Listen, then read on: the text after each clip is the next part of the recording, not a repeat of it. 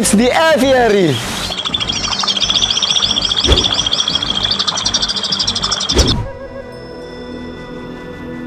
Continuing the previous episode, we will discuss the finch again.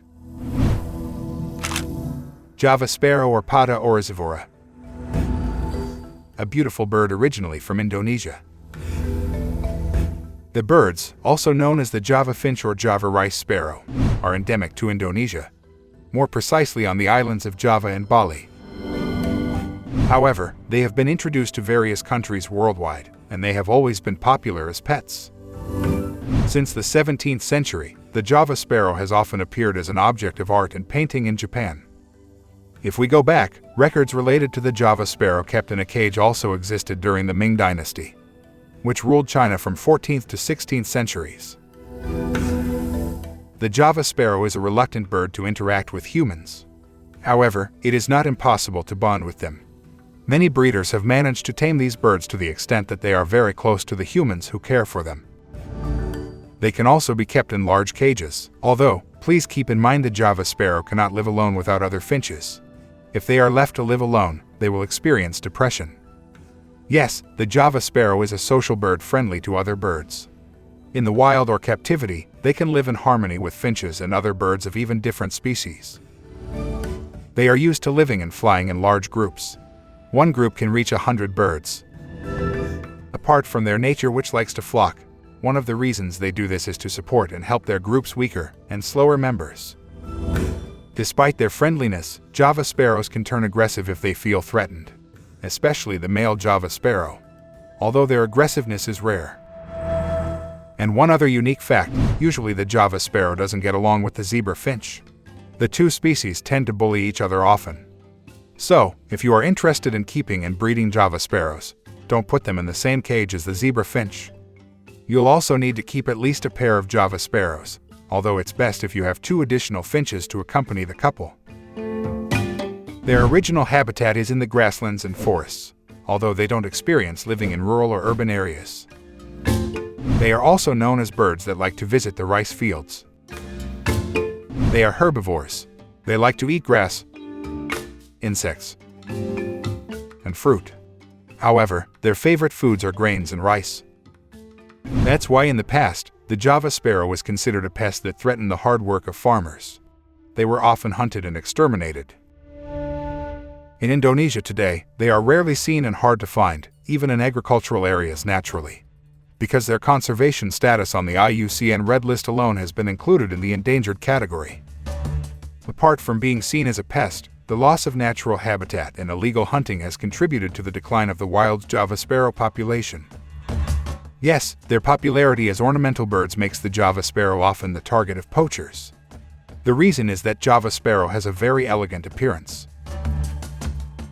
Male and female Java sparrows are similar. Their bodies, which reach about 17 centimeters in length, are decorated with neatly arranged gray fur.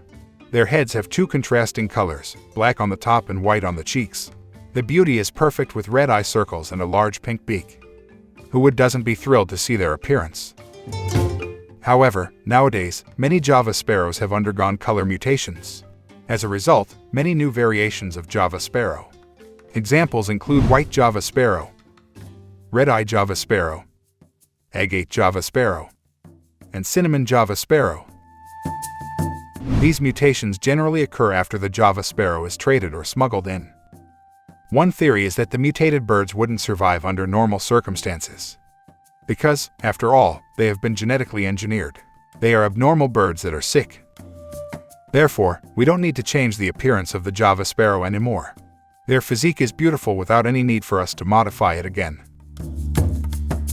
Because it is quite difficult for us to distinguish male and female Java sparrows.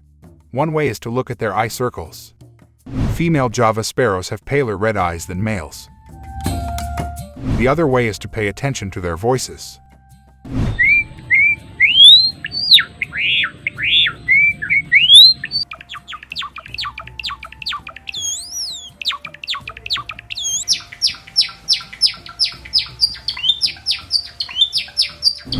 Male and female Java sparrows both have a voice that soothes the soul. However, only the male Java sparrow likes to sing. Meanwhile, female Java sparrows only make a calling sound, but they never sing. In addition, male birds have more voices than females, which sound monotonous. To identify male and female Java sparrows more easily, watch them during the mating season. Male Java sparrows often emit clicks and whistles to attract female birds during the mating season by utilizing their beaks. They sing while jumping up and down. While the male is busy singing and dancing, the female Java sparrow responds by twirling her tail. People used to call the movement a mating dance. After pairing, the male birds will build nests in buildings or tree holes. In the nest, the female will lay 8 white eggs. The male bird will also incubate the eggs, taking turns with the female parent.